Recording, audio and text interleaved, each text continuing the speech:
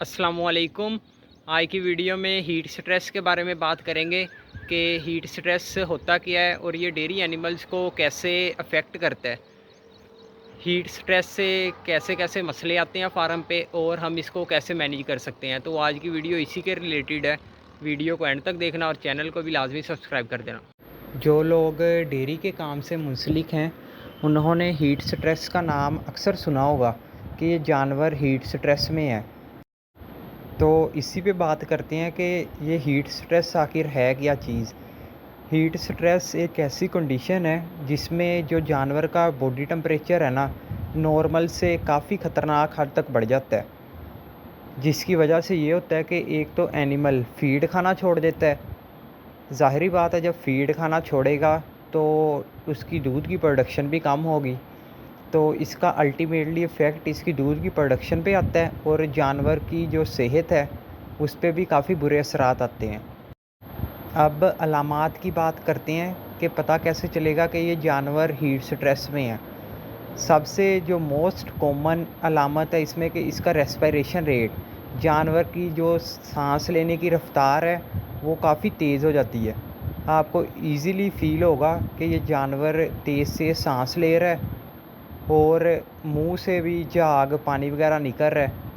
इसी तरह जो बॉडी का टेम्परेचर है, अगर आपके पास थर्मामीटर है, इसका बॉडी का टेम्परेचर भी चेक करेंगे तो वो भी काफ़ी इंक्रीज़ होगा।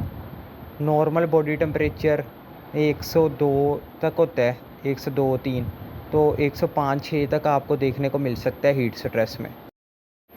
ये तो बात होगी कि हीट स्ट्रेस की वजह से फीड नहीं खाएगा, उसकी प्रोडक्शन दूध की कम हो जाएगी। अबॉर्शन के भी इवन चांसेस हीट स्ट्रेस में इंक्रीज़ हो जाते हैं। अगर कोई जानवर गब्बन है तो बहुत ज़्यादा चांस होता है कि ये अबॉर्ट कर जाएगा।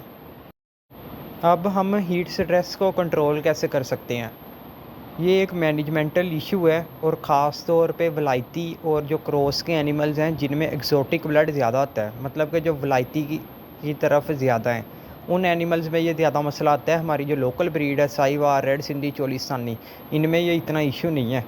लेकिन जो एक्सोटिक के एनिमल्स हैं, मेजर इशू ही इन एनिमल्स के लिए है।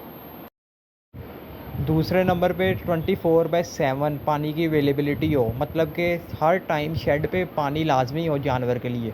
जब उसका दिल करे पानी पीने का तो उसके लिए पानी अवेलेबल हो। और एक और चीज़ कर सकते हैं गर्मियों में कि आप इसमें शीरा राब वगैरह ऐड कर सकते हैं, मोलेसिस जिसको हम कहते हैं। एक एनिमल के हिसाब से 50 से 100 ग्राम बहुत है।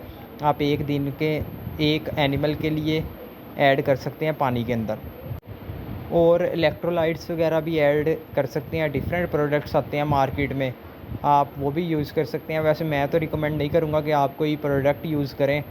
आप बस वहाँ पे अगर शेड है, शावर वगैरह का सिस्टम है, फ़ैन लगे हुए हैं, पानी की अवेलेबिलिटी है, तो हीट स्ट्रेस का प्रॉब्लम आ ही नहीं सकता। परहेज़ इलाज से बेहतर है, तो बेहतर यही है कि आप अपने फार्म की मैनेजमेंट अच्छी करें, बजाय ये कि एनिमल बाद में हीट स्ट्रेस में आए और आप उसका इलाज करते फिरें। अगर कोई एनिमल हीट स्ट्रेस में आ भी जाता है तो फिर भी घबराने की ज़रूरत नहीं है। उसको आइसोलेट करें, ठंडी जगह पे रखें, उसके आगे पंखा वगैरह लगाएं, उसको सुबह के टाइम फ़र्स्ट टाइम नहलाएं। हमारा मेन मकसद जब जो कोई एनिमल हीट स्ट्रेस में आता है तो उसका टेम्परेचर नॉर्मल करना होता है, क्योंकि उसका टेम्परेचर इंक्रीज़ हुआ होता है। तो टेम्परेचर नॉर्मल कैसे होगा, उसको आप ठंडी जगह पे रखें, उसको पानी में इलेक्ट्रोलाइट्स वगैरह ऐड करके दें। इसी तरह डिफरेंट प्रोडक्ट्स भी आते हैं मार्केट में, आप वो भी यूज़ कर सकते हैं, जिसमें विटामिन सी वगैरह मोस्ट कॉमन है, क्योंकि विटामिन सी इम्यूनिटी बूस्टर भी है और जानवर को हीट स्ट्रेस से भी बचाता है। तो आपका कोई भी क्वेश्चन हो इस टॉपिक के रिलेटेड या फीड के रिलेटेड, आप कमेंट सेक्शन में पूछ सकते हैं। इंशाल्लाह आप कोशिश करेंगे आपके तमाम सवालों के जवाब दें। और इसके अलावा अगर आप अपने एनिमल्स के लिए स्पेसिफ़िक फार्मुलेशन करवाना चाहते हैं तो मैंने शुरू में अपना व्हाट्सएप नंबर दे दिया है, आप उधर कॉन्टैक्ट कर सकते हैं, लेकिन ये पेड सर्विस है। शुक्रिया।